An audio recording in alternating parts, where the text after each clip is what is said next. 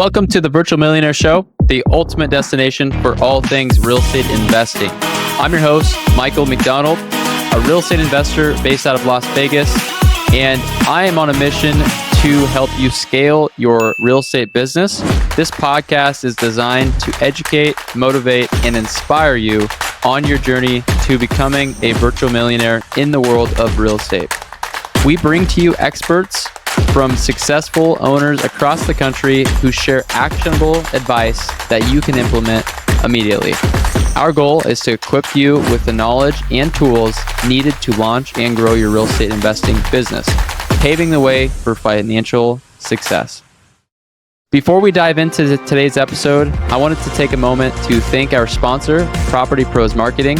Property Pros Marketing drives motivated seller leads directly to you through digital marketing. Check them out at propertyprosmarketing.com. Now, let's get started with another episode of the Virtual Millionaire Show. I'm with Parker Stiles today, brother. How are you doing today? I'm doing fantastic. Appreciate you having me. Absolutely. Well, excited to have you on, man.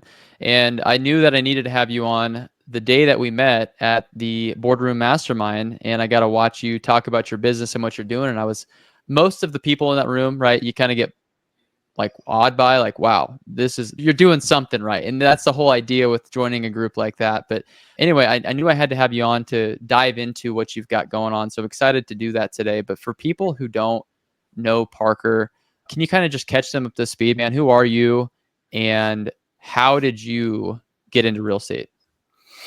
Yeah, so I always knew that I wanted to get into real estate. I just had no idea what direction I wanted to go down, what road I wanted to go down for that. So I got a job out of college as a real estate agent in the commercial field. So working in the industrial warehouses, things like that. I did that for 6 months or so, ended up getting fired from that a couple months prior for being too entrepreneurial. That was actually what they told me. That's why I got let go. Sounds about right. I may or may not have been handwriting yellow letters at my desk here and there. So I don't know, maybe I kind of pushed that. But yeah, I stumbled into flipping houses, not wholesaling, but rehabbing. And I wanted to be the rehabber. I wanted to be the guy buying from the wholesalers. I wanted the before and after pictures for whatever reason that was. And yeah, I just kind of had that going for a couple years. We flipped a few houses, enough houses for me to realize that I hated working with contractors, basically. And then stumbled into wholesaling after that through going to some masterminds, some events. Matt Terrio was actually my first coach. I'm not sure if you're familiar with Matt. He's in Las Vegas, right? Yeah. So I went to one of his events out in California while I was doing some one-on-one coaching with him, and this wholesaling term, actually virtual wholesaling, was like the sexy term that was going around then. This was like 2016. So I got started in 2015 was my first full-time year. So it's coming up on a decade now. And yeah, I had this property under contract. The first one that I had contracted took me 8 months to find my first deal. So all of you out there that are complaining that you haven't found a deal in 60 days, so it took me 8 months. You got to put in the grind. And I was going to buy it for a rehab. And then this guy was like, why don't you try and wholesale it? I'm like, well, how do you do that? And why would anybody want to buy it for more than what I paid for it? Because I know my numbers and I ran these formulas, and it says that I couldn't pay any more than this. And I pretty much paid as much as I could. And he's like, well, why are you negotiating for somebody that isn't you, that runs their numbers maybe completely different, that wants the property for a totally different exit strategy, maybe something that you don't even know exists yet?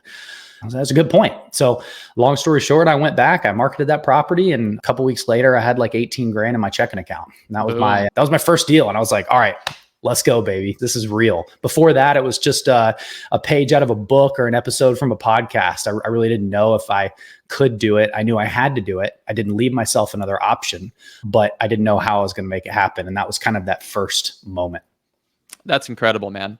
And isn't that something when that first check hits your account, like that check, I don't care if it's a flip or a wholesale, it is the most important deal you'll ever do, because that's the proof that you probably needed to now, I can do this over and over and over. It is. It really is. Before that, I didn't know motivated sellers existed. Everybody said who I needed to be talking with on these podcasts and books and stuff. And, none of the conversations were the type of conversations that they said I should be having. So I'm like, what am I doing? Wasting all my money on direct mail, cold calling, and I'm getting cussed out, all this stuff. And then one day, this guy called me 8 months later from a yellow letter that I'd shoved in his mailbox on the way home from work before I knew that was illegal. And he's like, he said these words to me. I remember he said, if you can, I grew up in this house. If you can figure out how to not let the city tear my house down, because they said they're going to tear it down if I don't fix it up, had a tear down lien on it. Yep. He said, I'll practically give it to you. This house just means too much to me. Wow. And I about dropped the phone, one. But two, I said, sir, I don't know how it was going to happen in 10 days. This first house, I'd never bought a house before. I was like, sir, I don't know how I'm going to do this, but I'm going to figure it out. Let me go. I'll get back with you. And from there, it was just a frenzy the next 8 days of calling. I've been going to all the RIA meetings. I've been doing, all the meetups and all the stuff, driving an hour in all directions to just meet as many people as possible, soak up as much as possible. And so I called on those resources. I said, I got one. What do I do? And that was how we got led to that first transaction. I was buying it for a rehab, but ended up not rehabbing it. What a complex first deal, man. I will always remember all the details and all the failing and all the lessons right through that process. But I love how you tapped into your network. You're like, I'm not going to try to figure this all out myself. I'm going to immediately go to people who are already out there doing this and use those resources. And you saved the deal and you made how much money? It was about 17.5, if I remember correctly. Killer. Yeah. My first was, I know, right? My first was like 22,000. And I ended up splitting it with somebody because I saw the value in the partnership, right? I brought somebody in, we split the deal, use his resources, huge win. Interestingly enough, we just had a deal that was going to demo, and the city had already ordered the company to go demo the property, and so it was like past the point of like return. And so this buyer, he's worked with the city. Like, this could be something for people listening to take away from this. I don't know from your experience, but like, if the buyer files a suit, it stops everything. Meaning, it holds up the demo person who was paid to already do the demo from even being able to move forward. And that just happened. We just wholesaled the house this week, actually, that exact scenario. And the buyer's like, I've been here, done that before. I'm going to file a suit. This is exactly what he's going to do. So anybody who has, that's a little tip to be able to slow down that process. And it's nice. Yeah.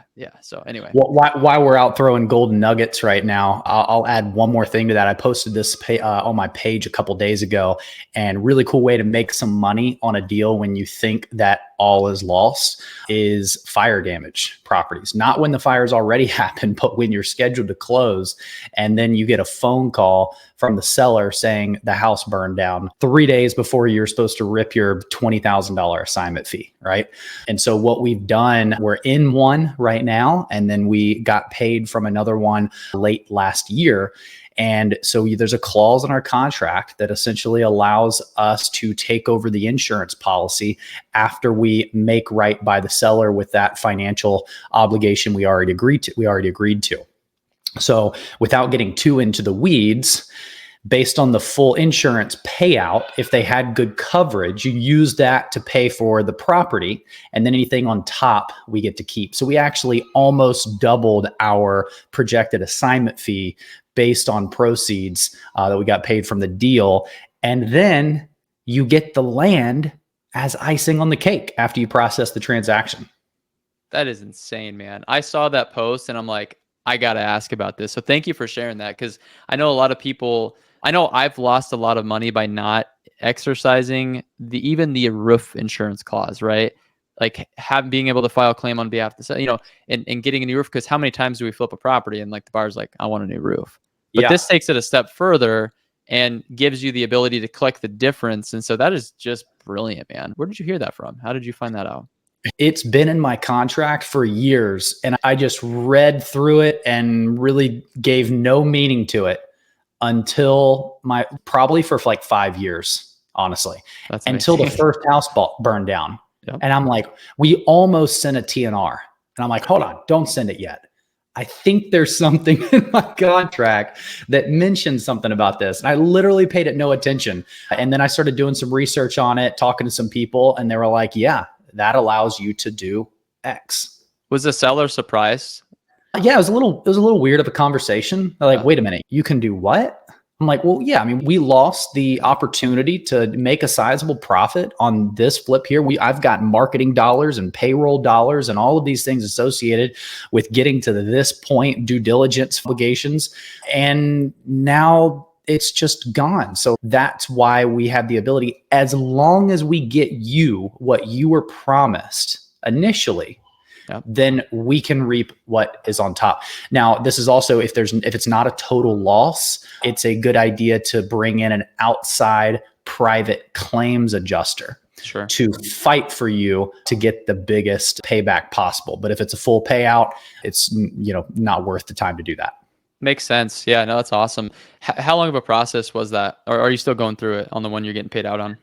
The one I'm waiting on, we were still in the process, but the one we did last year, 90 days. 90 days. I mean, the check has to go to the seller, and then the seller has to write a check, and those funds have to settle, and then they write a check, and then they send it to me, and then those funds. So there's a little bit of a process there, but I mean, hey, we were supposed to make about 20, and I think we made like 34 and learned something new in the process. So that's an extra deal or two to the pipeline that you wouldn't have had that just not been there. But good stuff, dude. So that is a gold nugget. So make sure to take note of that. And I'm sure Parker, would be willing to send that to you guys once you get connected with him on the socials. But with that being said, man, I know that you are in a few different markets and there's a ton to unpack, obviously on a journey of sticking yellow letters in somebody's mailbox. And I've gotten yelled at for doing that when it was my direct mail service. It's so funny how people's brains think like, oh my gosh, I can't believe you came by. You took a picture of my house and you stuck this in my mailbox, right? Like, just like the things that you do. An invasion of privacy. What do you do? What are you thinking? It's just hilarious though, looking back at like the hustle and the grind that it takes to get this business off the ground. So like, what were you doing aside from the mailers, if anything, to kind of start to build some momentum? Because in this podcast, we talk a lot about starting, but also most people listening, they want to be able to get to the freedom. They want to be able to get to your business running, right? So let's talk about that transition of just starting and then that build up phase. Yeah. So I'm not going to lie, I've made a lot of mistakes and learned a lot of lessons from them. 30,000 foot view, I started rehabbing some houses, flipped a few houses, found out about virtual wholesaling, kind of closed my eyes and picked the dot on the map, so to speak. That ended up being Charleston, South Carolina.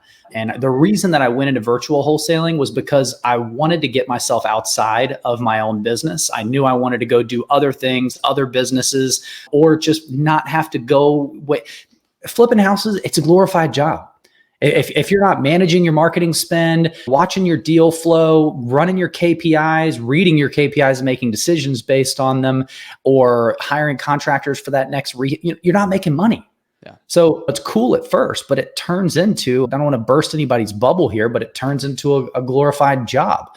And so what I'm here for is deal flow to produce passive income. And that's really the end all goal, is to convert active gains, capital gains, and convert them to passive streams. And so that is really the only reason I got into quote unquote wholesaling, was because I needed to control the deal for that to be possible. I didn't want to buy my rentals from other wholesalers or and pay the assignment fees, and that cuts into my margin. If I could go buy a deal and wholesale it for $40,000, imagine how much better of a rental return that would be. And as I learned more things as far as buying and selling on owner financing and other passive income strategies like that, it just compounds. So started with rehabbing, got into wholesaling virtually. I was living in Atlanta. Once I got that running, I was like, why am I not doing this in Atlanta too? So I had a system and a process developed there that was working. Nothing crazy. We were pumping out a deal or two a month, but it was systematized and I wasn't there. So that was cool. So I said, let's get it going in Atlanta now. Let's hire the same people. Let's put the same processes in Atlanta. A few years later, we brought on Columbia, South Carolina as a bolt-on to Charleston. And then we ended up, it's another story, but we ended up opening up an office in Charlotte last year, and just been scaling all of those areas. That's been the main focus. Excited to dive into that. So obviously there's a lot of lessons, and I'm sure it took you a while to really, after dealing with contractors, realizing I'm not really making a whole lot of money for as many hours as I'm putting in, etc. Like then you shifted to wholesale, but then I'm sure there was a build up to that too, is like the proof of concept in Atlanta. And then I can just copy and paste. Like Atlanta's a huge market, right? Like Yeah. there's, you know, you probably know guys, and I know guys in Atlanta who are doing 20 deals a month, 30, 40, 50 deals a month. Yeah. And so there's a huge like market cap for that market, but you decided, hey, you know what, I'm going to go and do this virtually in a couple other markets. Maybe, I don't know if it was just like less competitive or what the, you know, I decision wanted to was go that led to that. tertiary, secondary. Yep. Yeah. I wanted that less competitive market. I'll tell you, it wasn't me blindly picking, but it was someone else could have been blindly picking. It was basically at a mastermind. I met a data guy and I was like, hey, I want to do this virtual wholesaling thing. Where should I go? You're the marketing data expert. You know, tell me where I should go. And whether he actually looked at a bunch of data and gave me the right choice, or he could have just closed his eyes and picked somewhere. He said Charleston, South Carolina, or Knoxville, Tennessee. And I simply just said, the beach sounds like a more fun place to visit than Knoxville. So Charleston it is. I went down there and drove some neighborhoods and said, this looks good. Let's do it. And over the following 3 years, I probably only went down there 4 or 5 times total. It was cool to me that I could flip the houses and make the income that was surprising to me at the time without having to be there. And power of leverage. It's cool, man. If you guys heard what he said there, right, is like he didn't just, oh, this sounds good. Like it's a secondary market. I'll just over here. He found a data guy, and the data guy said, hey, this is the data. And it's funny because I did that complete opposite. I did what I'm saying not to do, and I picked a market because I'm like, oh, there's no competition here. But guess what? There's also no buyers there either. And ran into a data guy at a mastermind. I'm like, yeah, we've been running TV commercials and doing all this marketing in South Dakota. He's like, dude, that is the worst market in the country to run marketing, because on a wholesale front, there's no buyer. Like nobody's aggressively buying in that market. So anyway, follow the data. But then the other piece that I'm curious to dive into, man, is you said you opened up a physical office. So you're doing a lot of remote markets. I would love to hear your school of thought with that, because I've been really back and forth on this with my team, and I'm physically located in Las Vegas at my house right now, my office. And then I have a business operating in our Nebraska market, but I also have a sublease on an office out here. And I'm like going back and forth about this, man, as far as managing a sales team. So show me like why you did that and what your take is here. Oh man, I had a recruiter. I hired a full-time recruiter for our sales business, and we hired 52 acquisitions agents in 8 months. It was a loud revolving door type scenario, and it wasn't set up for virtual. I was following a specific model, and I'll save you the boring details. It did not work for virtual. My recruiter, though, had managed a 500-seat call floor, had massive experience in hiring and firing and managing and dealing in that type of environment. And the whole time he was just telling me, this is a talented individual that I happened to stumble across. And the whole time he was telling me, dude, if I can get my hands around necks, like I can get so much more out of them. I'm getting dropped on Zoom and they're not showing up. He had classes. We were doing Indeed interviews, group interviews with 10, 15, 20 people in them, basically recruiting in groves to come in and cold call for us. And then they had a tier, junior acquisitions, senior acquisitions, but they always started cold calling. And then they got the opportunity to start working, higher paid inbound leads, direct mail leads, PPC leads, things like that. And so we ended up shutting that down and pivoting. And I said, dude, let's do it. You're the guy. Let's do the office. It's going to be in Charlotte because he lived in Charlotte. So we're going to research that market. We did a lot of research there, way more research than my Charleston pick. So we went into that and we leased a space and we got the stand-up desks and the monitors and all the stuff. Like the sales floor, like that you see on movies, right? Like here's the stand-up desk and it's a sales floor. much smaller, but yeah. Yeah. Same idea. And because of that, we moved from 1099 to W-2. So a lot more expenses there with taxes and responsibilities and hiring and firing restrictions, things like that, stuff you got to hang on the walls, a whole new world. Yeah. But I also, if I was paying W-2, I didn't have to pay as high of commissions. So if they're 100% commission, like most of my team is, they're getting bigger rips on the deals. If it's W-2, it was drastically lower and they had a small salary. So I did the math, and after every $24,000 per month that an acquisitions agent would bring in, the company was making more money. And so I said, this at scale drastically affects my bottom line. Okay. So that was part of the decision, and there's a lot more to it than that though, right? There's a lot more. I'm going to fast forward to the end. It was a right person, wrong seat situation as far as who was running that office. Usually. He had a talent and skill set that did not match where I had him. And it was just a little bit, it wasn't even necessarily, it was both of us that maybe kind of improperly thought where we each wanted to be, where I wanted him to be and where he wanted to be. We're not on the same level playing field, but we didn't know that up front. We had to go through that experience to find that out. And we learned a lot from it. I don't have the office anymore. I'm in the process of shutting it down. Interesting. Because I looked at obviously you're the CEO, so you're the visionary.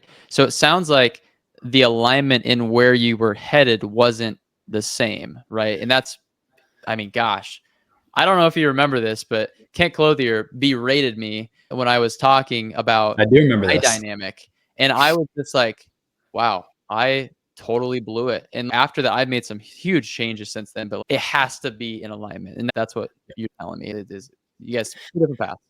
The other thing that wasn't in alignment, this is the other 50% to the reason why I'm shutting that down, is it wasn't really what I wanted. And so I always get asked this question at the end of interviews. It's the common question, what advice would you give to the new person? Some extent of that. And I'll go ahead and skip to it. It's just know what you want and get really clear on what you want and don't falter from that. And I faltered from that. Like, get really clear, the income, the employees, virtual or in an office, and what does an office look like, and understand the true responsibilities to and drain on your resources and time of having to leave. I had worked virtual too long to go back. That's really what it was. Yeah, man. And it's like we had the same consultant or something, right? We just talked before this. You and I had the same consultant as part of our journey. And the question that he asked me, and this is a question that I've been asked and a lot of people ask, is how do you define success? What do you want as the owner of your company? And a lot of people, myself included, and it sounds like maybe you too, and a lot of people listening, we try to do what the society wants for us, or like what the industry wants, or what's glorified, or what the sexy thing is. But at the end of the day, it's your life, it's your business. So you decide what you want. And it sounds like you've decided what that looks like for you. So I love to hear what that is transpiring into. You shut the office down. What's next? Where are you heading? So I basically had one overall company with two teams. I had this W-2 office team and I had a 1099 sales team. And it was always just a little bit of extra noise that I didn't like, and different comp plans and bonus structures and all this different stuff. Yep. And I desperately, and if it was making a ton of money, don't get me wrong, I probably would still have it. But we were struggling with net. There's too many news. It was a new market, Charlotte. It was a new office, meaning I've been virtual forever. It was a new person running that office that I was not there. I only went like 3 or 4 times, and I really should have been there. I should have moved there if I really wanted it to work for an extended period of time and then come back. But I wasn't willing to make that sacrifice. So some people would say I shouldn't have done the office in the first place. But again, going back to, I thought I had the right person in the right seat. And going fast forward, I had the right person. He was just in the wrong seat. And I didn't like the office enough to replace that person and find somebody better. So we're shutting it down. This person is actually the GM of my company now in his new role. And what he excels at and loves doing and breathes life into him is optimization and efficiency, getting into the weeds. So you go look up what's the definition of a general manager in a business. And I didn't even know that title wasn't even something that was in my purview. But when I read it, I was like, oh my gosh, that's him. And so that's that. And it's freeing my time up a ton now, because a lot of those things are still smaller scale CEO responsibilities that we have. We're still wearing a lot of those hats. I'm not doing acquisitions. I'm not managing the acquisitions. I'm not doing dispo. I'm not managing the dispo. I'm not doing transactional coordination. I mean, a deal can go from lead to signed contract to wire transfer, and I won't know what the address is, or it won't look familiar to me. Like, that's the goal. That was my goal initially. But now it is, how do I scale that and maintain margins, improve margins, and increase overall revenue, while again still keeping that efficiency? And until you have something of the general manager, operations manager sort, that's you as the business owner. Right. This person loves spreadsheets. They love getting into the weeds. They love asking the questions of, hey, yes, it's working, but could we do it better? I'm like if it ain't broke, don't fix it kind of guy. Yeah. And I'm focusing on too many other things that the little tweaking the knobs, improvements here and there I had trouble finding time for them. And now this person is getting paid to do it 365 days a year. I love it, man. Man, it sounds like we went through the same type of progression with the aha of the dynamics weren't right. There's a lot of people who throw around fancy titles, right? Like, you're the CEO for your company. I'm the CEO for my company now. If you don't have a dedicated person wearing the hat that's in charge, and if it's overlap, like, it's just a disaster. And like, I've been through that before. And so what it sounds like is your GM is what most people would consider an operator, an integrator, right? Somebody who's integrator, yes, who's like strategically working on all these things, fixing what's broken, the day-to-day operation. And then obviously from there, you have other people in place who are reporting to that person, et cetera. So can you break down, I heard you mention sales managers, break down what your team looks like today. Yeah, so there's me and my wife. My wife focuses on the project management, CFO type responsibilities, paying all the bills, project management for contractors and stuff like that. We have the general manager that's focusing on the day-to-day. He is managing the effectiveness of my head of operations, as well as my sales manager and my dispositions coordinator. So he kind of goes down to those three. My sales manager is managing 6 virtual work from home acquisitions agents. My head of ops is focused on, another way to say her role is, head of transactional coordination, but she's a little bit more than that. HR, if we're taking down internal purchases, she's getting utilities, insurance. She's event planning. I'm going to Charleston and we're doing an office day. So she's booking all the stuff, the hotels for people, Top Golf, all that type stuff. Quasi EA as well, you could say. And then we got a dispositions coordinator that she used to do all of dispo and TC. And once we got to about 30 files, she was just pulling her hair out and, wanted to quit. She actually called me one day and crying and said, please, I need you to convince me not to quit. Because it's just, I love this job, but it's too much. I can't do it anymore. So maybe a little bit of a lack of communication that I could have done better there with her, seeing some of that stuff, but she's tough and she wants to push through and she doesn't want to complain about stuff, but it got to that point. And so we scrambled and we hired a dispositions coordinator and got lucky on the first hire. We've got a great guy and she trained him up. And now he's working more with my sales manager than with her, because that's just more of a sales job. But now she takes the ball, not when acquisitions gets it contracted. She gets it after it gets papered up with the buyer. Gotcha. Okay. Well, thank you for breaking that down. That's very helpful, I'm sure, for all the listeners as well. And then we have 3 virtual assistants that are scattered in, helping in different areas. So got it. Okay. That as well. Yeah, no, that's awesome. And honestly, it sounds like your sales team is pretty much 100% driven based off of the commission. So what does that structure look like? And how has that been for your sales manager to manage people virtually? Because this is something that I haven't quite cracked the code on yet. So I'm curious for, honestly, selfishly myself here. I know people are going to benefit. I love that it worked out like this, but my sales manager he was an acquisitions agent for me for 5 years. Beautiful. And then he got promoted to sales manager from me. I had a sales manager, it didn't work out, went back to me. And then I kind of built the processes and systems back the way that I wanted them to be. And then after, he actually didn't want it initially, which was interesting. He wanted to stay acquisitions agent and just stay in his lane and run. Because he was making good money. So why would he want to change that, right? Probably. Is that?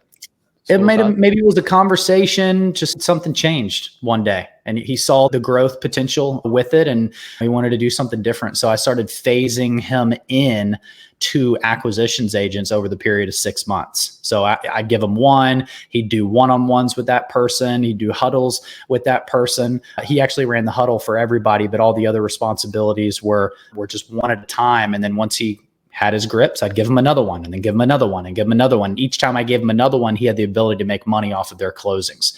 So he's 100% commission on a 5% override from everybody that he manages. So we've done 2 million around that number, plus or minus, the last couple years. And he makes his 5% on that. And so that's his structure. And the acquisitions agents are 12 to 20%. I like this. Of that deal. So they're 100% commission as well, but it goes from 12 to 20. So everybody's 12 when they come in. And if they hit their incentive, which for us is 40K at a month or 120K in a quarter, we give them the opportunity to catch it up and we'll back pay if they do 100. If they have a fat March, but January and February we'll go back and catch up that extra 5%. So it'd be 17% total. And then seniors are, after they close a certain amount of revenue, for right now it's $500,000, they become a senior and it goes 15 to 20. Got it. Okay. So as they move up that, they're incentivized with a higher commission. Makes perfect sense. Awesome, dude. Thank you for breaking that down. Everybody seems like they have a little bit different way of running this. And I heard you say 40. Does that grow obviously as they become a senior? Their expectations probably grows too, right? So what is your minimum expectation for your senior closers?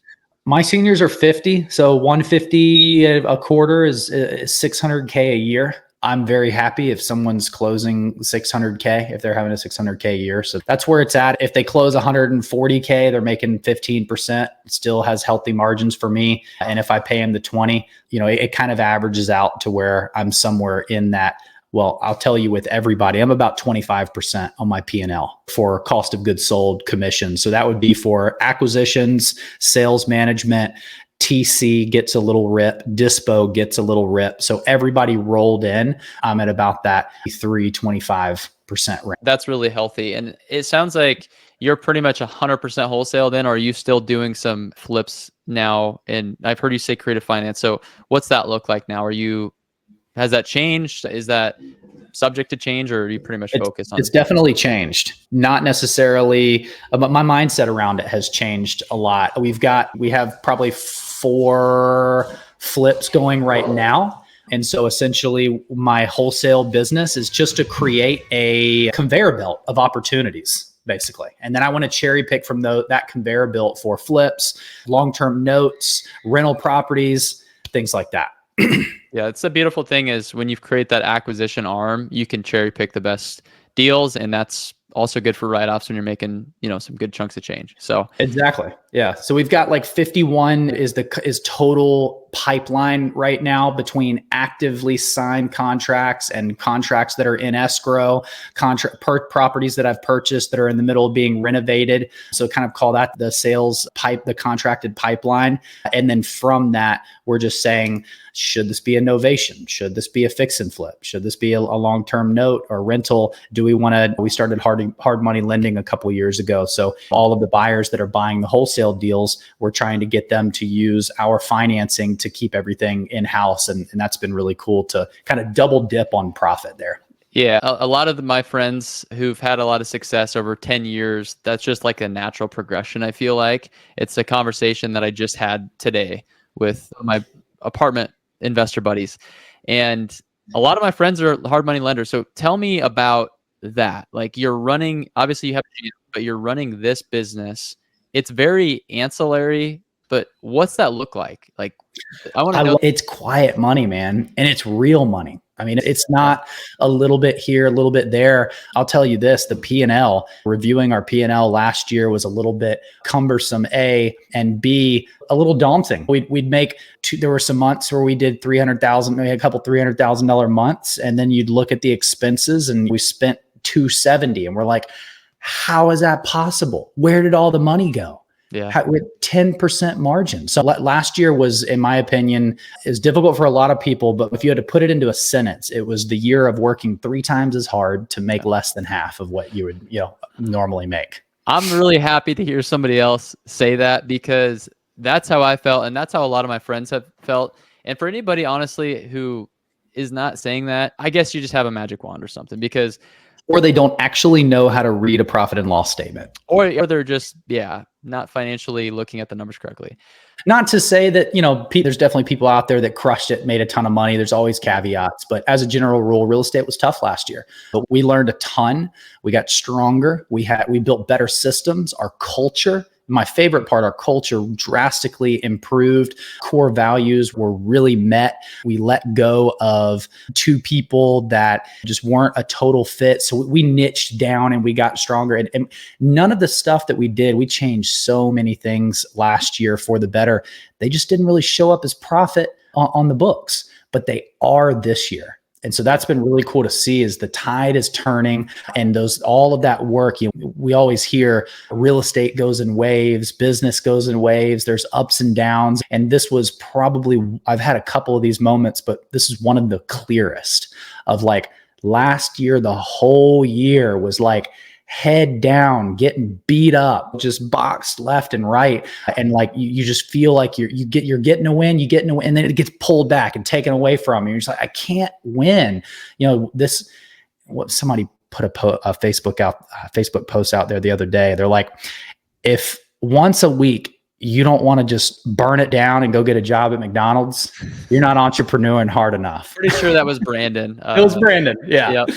It was Brandon. I told him, I met with him the other day and said, dude, I saw that post and I've saved it in an iPhone note because I'm going to wait about 3 weeks and then I'm going to post that. That's a good one. It is called the Entrepreneur Roller Coaster. And we've all been there. But I'll tell you what, man, I was going through it when I attended the boardroom mastermind. I shared all of what we were going through, and Kent told me exactly what to do.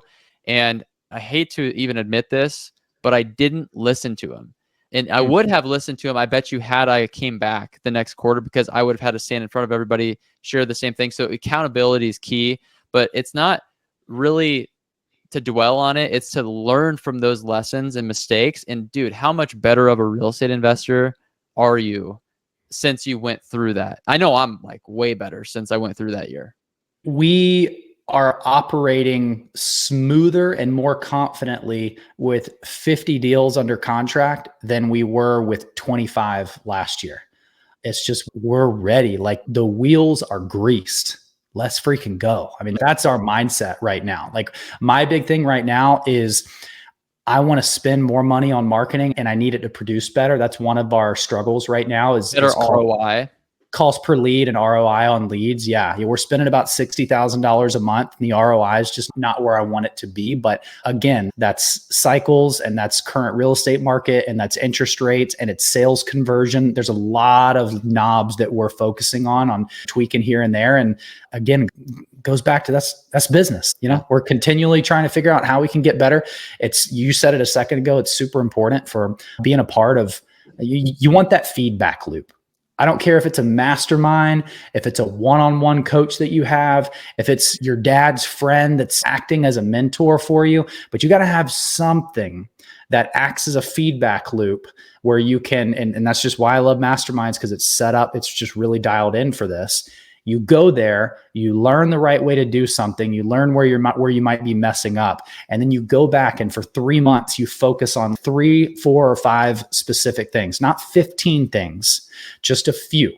You go back, you do them, you execute, and then you come back for the next quarter and you get drilled again and you put up your numbers. And I love Kent Steele. I love the boardroom mastermind.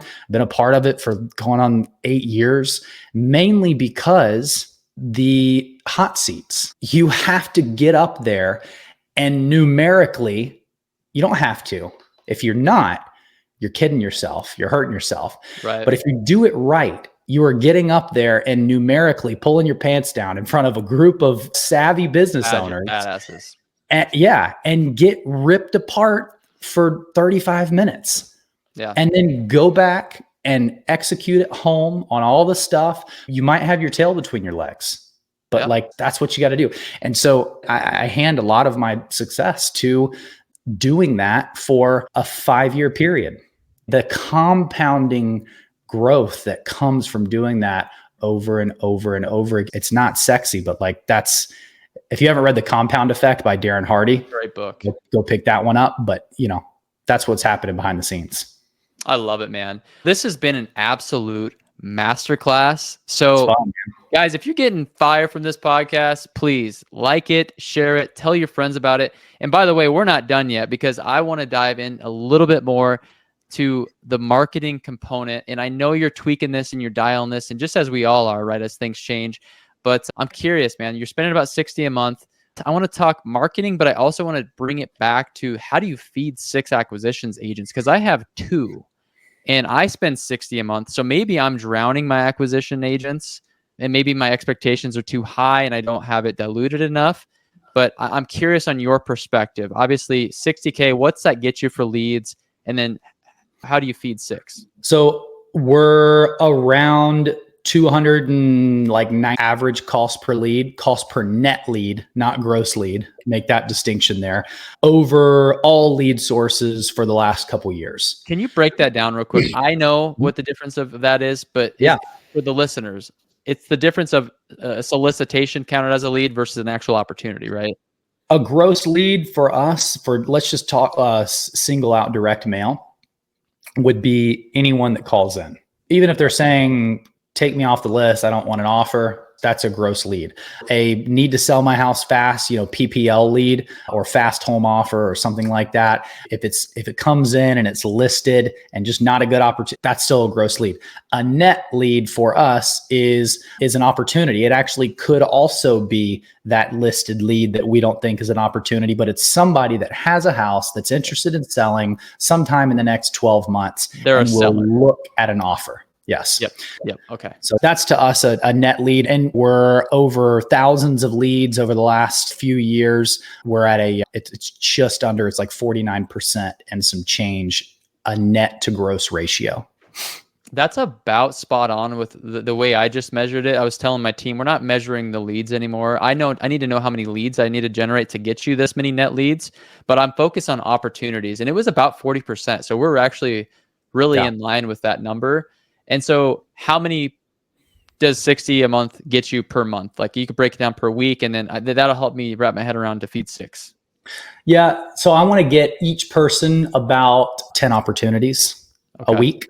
Okay. And I'm a little under that right now. So we're digging into, all the leads in our database. So we're pushing calling, but I'll make this one calling on our pipeline stuff, we have this status in Podio called rejected all offers. So after you've tried everything, you've tried cash floor, cash ceiling, novation or EPP, you've tried owner financing, you've tried a transfer to our listing agent, like nothing's working.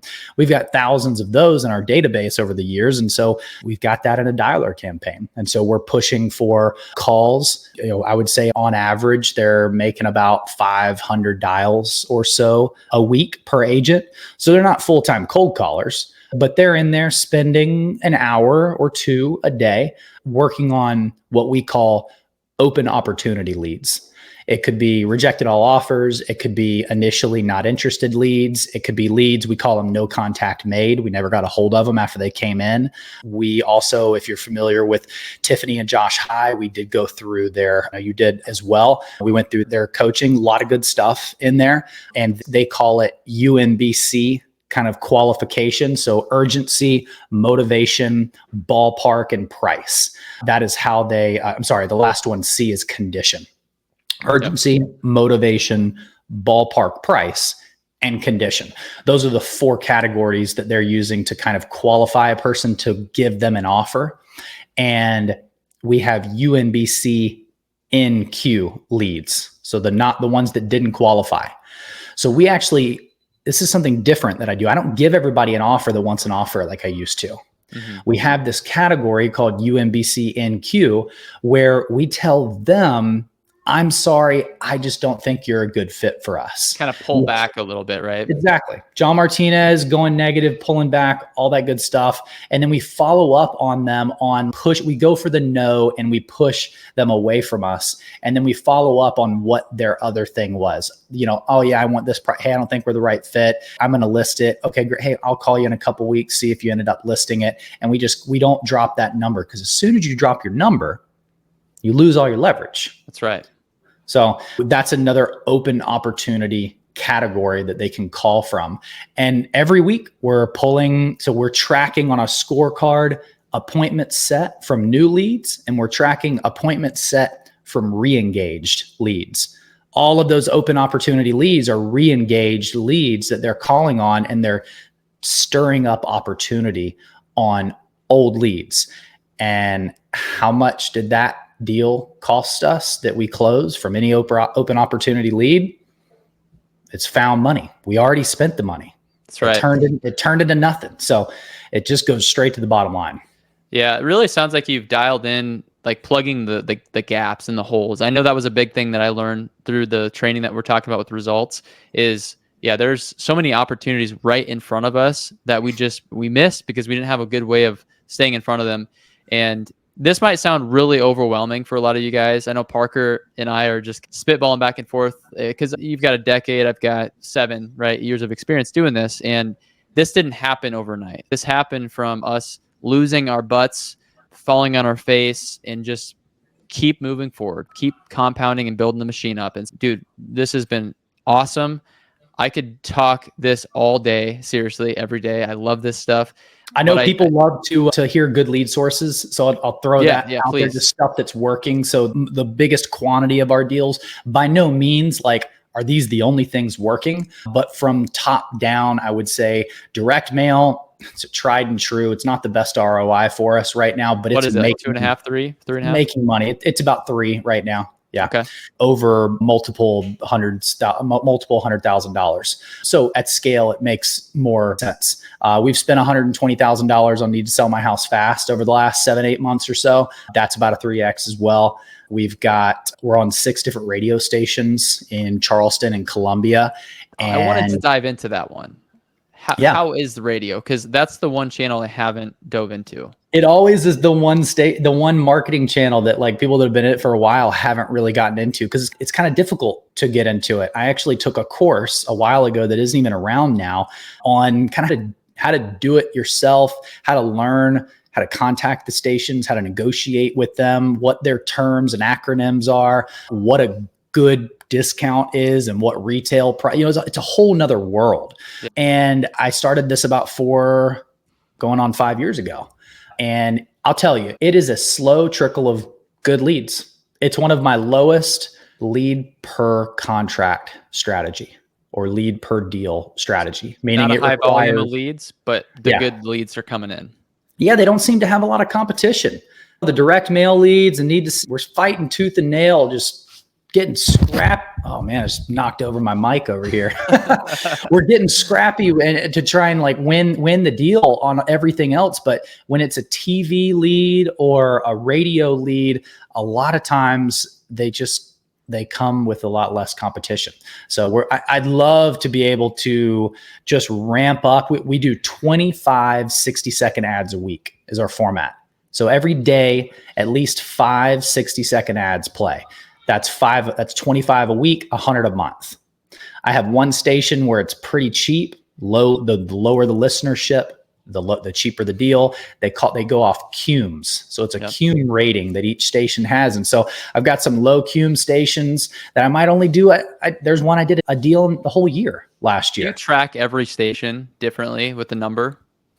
Yes, every station has its own tracking number. I've done some radio stations for 90 days I didn't get one phone call. And I'm like, how is that possible? But you got to have the tracking number different on every station. Otherwise, you wouldn't know where the success and failures are coming from. Yep. But yeah, they're big deals. Like I did one deal on one station for the whole year. It was like a $55,000 deal. Another one was a 72. And then I have one station that I spend like 35 grand a year on that we probably do 15 deals a year on, but that's the highest volume, and direct mail is going to blow that out of the water. So as far as scalability, it's been difficult. Yeah, that makes sense. And that's what I've heard. And we did it for 6 months with billboards before we were running TV. And we got one deal from the billboard on the last day that we told them that we're not going to keep doing this. It was interesting. But how much do you spend on the 6 per month? Oh, 10,000, 15,000, just for some perspective there.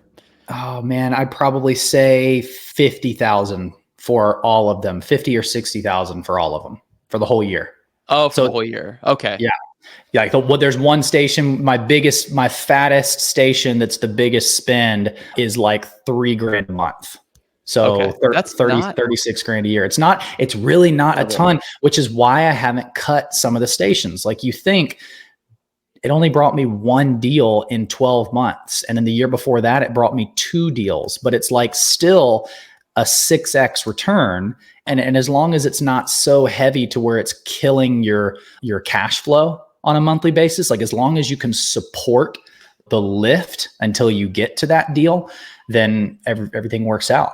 All my radio stations seem to be 5+X. It's just lower volume, but less competition, and there's some good profit margins in there. Keep in mind, the volume is also in a low population market. These are Charleston and Columbia markets where there's not as much population. I have not done radio in Atlanta because I have been kind of skittish on the prices. I'd be paying way more. I might be paying $100,000 a year for an awesome station for 25, 60-second ads a week. And is there an ROI there that's 5x? I don't know. 3x? I don't know. Will it make money? I don't know. So I haven't gone in those waters yet. And that's one thing I wanted to touch on is you're in a few different markets, right? I know for sure there's got to be a variance that one market is clearly maybe a better producer than another market. Have you found that? And is that something that you take into consideration and weigh out? Is it worth it to be in all 3? If you have a market that you like, that you live in, that has the ability to go do $1 million a year gross, definitely go do that first before you start splitting up into different markets. Yep. I could do over $2 million a year in just Atlanta, but I'm doing it in 3 markets. I'm not really scaling out Charlotte. I think we're going to, I know it now, so we may go back there, but my points of focus are trying to get to 10 deals a month in each of my Charleston, Columbia, and Atlanta markets to where we're doing 30 deals a month. That's, I mean, that feeds the family, so to speak. Like I don't need to, that I'd be totally fine with that. I don't need to go to another market. I'll leave it at simplicity is key. So the more markets you got, another, more marketing vendors to learn. You've got new zip codes to learn that you want to stay away from. You've got additional KPIs. You have to track everything that you are already tracking. You have to track every single one of those things in additional time. So underwriting, your team has to learn how to underwrite these deals now too in different markets. You got to build another buyer's list. It may not be as easy as just getting an investor lift account and selling all your deals in that area. There's just nuances to all of these different areas.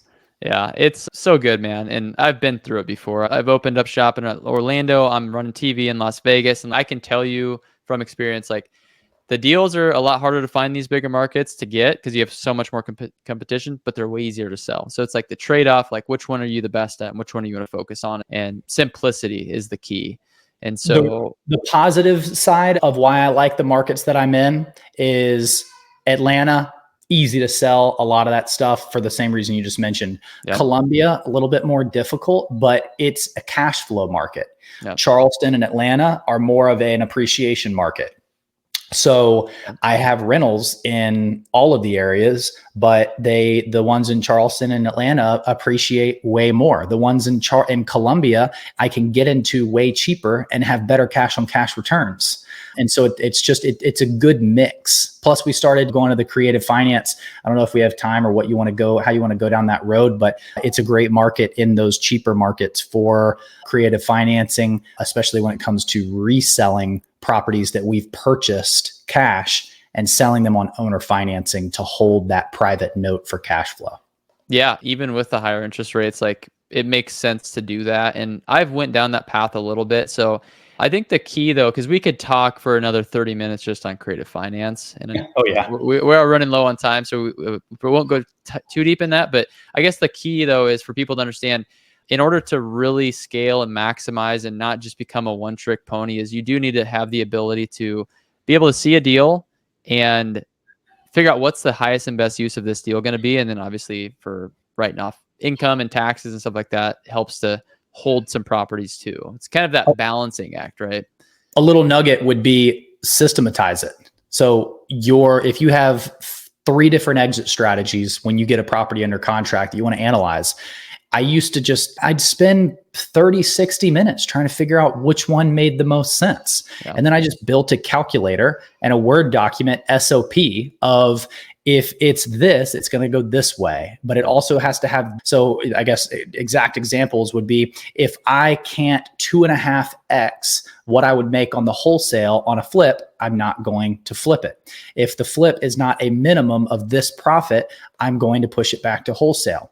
This also gives us what we call our wholesale threshold price. So we will always put it out there to our list. However, if it goes below this price, the dispositions coordinator has to contact me and say, hey, the only offer I have is below our threshold. Do you want me to take it, or do you want to take this one down internally? Because I've identified that if we have to wholesale it for lower than this number, then these exit strategies or this exit strategy would make more sense, whether that's a note, a wholesale, a rehab, a rental, etc. I love that. Yeah. It's really making the decision-making process crystal clear based on what the actual numbers are on the spreadsheet. So I like that. And it took me 7 years to figure that one out. I just figured that one out this last year. So speaking of which, for people who are like looking to scale their business, dial in these things, you had mentioned you're offering some help and support for those types of people. Can you talk a little bit about that and maybe tell people how they can learn more about what you got going on and connect with you there? Yeah, I'll be honest. I'm really involved in the growth of my business. So I don't do a lot of coaching. I have a couple clients and I'd have room to coach a couple more people, but I'm very specific about who I want to spend my time with. I don't mean this in a mean way, and everybody's got to start somewhere, but I have no interest in teaching somebody how to set up their first direct mail campaign or learn marketing 101, stuff like that. And don't get this is a sales and marketing business. You're not in real estate if you're trying to build a wholesaling business. So that's super important. I'm just not your guy there. But if you have a hobby that's making real money and you want to turn that hobby into a business where you can make more and then also pull yourself away from it, hand those hats off to other people and build a structure like we've been talking about today, that's something that we could talk about to see if we're a fit for each other. It's just not something at this point in my life that I'm really trying to spend a ton of time on, unless it's just like, this person is an awesome fit and I think I can really make an impact here. Let's go. I love it. And how do they connect with you? Where can they find you? I'm not on a bunch of social media platforms. I'm working on that, but let's say just Facebook. Message me, Parker Stiles, and we can get connected there. I try and put some good stuff out there, content wise, as far as gives, and working on I love the podcast game that you've got going, and working on the video content. That's step 2. But yeah, Parker Stiles on Facebook. I'd love to chat with you. I love it, man. So yeah, go connect with Parker. I follow you, man. That's how I learned about the insurance thing, and really appreciate you sharing your nuggets and wisdom. This has been phenomenal. And guys, I know you got value from this. So please do us both a favor. Share this out to a friend. Tell some people about it. Leave a review. Leave us a comment. Let us know what you thought. Let us know what your biggest golden nugget was, because I know we dropped a lot here today. So with that being said, my friend, what last thoughts do you want to leave listeners with today? Man, this is a simple business, but it's not easy. So go out there, don't try and recreate the wheel, and learn the process. I like, get somebody that has done it way past where you are now, and then go find somebody that is just a year or two ahead of you right now, and blend those two pieces of advice together. A lot of people just go straight to the guru type mentor. And while that is okay sometimes, the advice is not always as granular or as acceptable that then you'd get from somebody who just got out of the trenches you're in now 1 or 2 years ago. So I like blending those two pieces of advice together, but don't recreate the wheel, but also burn the boats. Don't give yourself a plan B, because it's just not easy. Boom. You heard it here first, man. Parker, man, it's been awesome. This has been a lot of fun, and really looking forward to watching your journey continue. And go follow Parker. That is all for today. Appreciate it, Michael.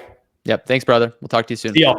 Boom, another episode in the books. Thank you guys again for listening. Before I let you go, I just wanted to invite you to our Facebook group, Virtual Deal Makers. It's a perfect place to connect and collaborate with other like-minded real estate investors. And all you have to do is simply search Virtual Deal Makers on Facebook and apply to join the group. Thanks again to our sponsor, Property Pros Marketing, for supporting the show. Go ahead and check them out at propertyprosmarketing.com to elevate your lead generation. If you enjoyed today's episode, subscribe, rate, and leave a review. It really helps, and we greatly appreciate it. Share the podcast with your friends, and stay tuned for more valuable insights. Visit thevirtualmillionaires.com to see everything about the episode and connect with me. Thanks again for tuning in. Until next time, keep crushing those deals and building your real estate empire. This is Michael McDonald signing off from The Virtual Millionaire Show.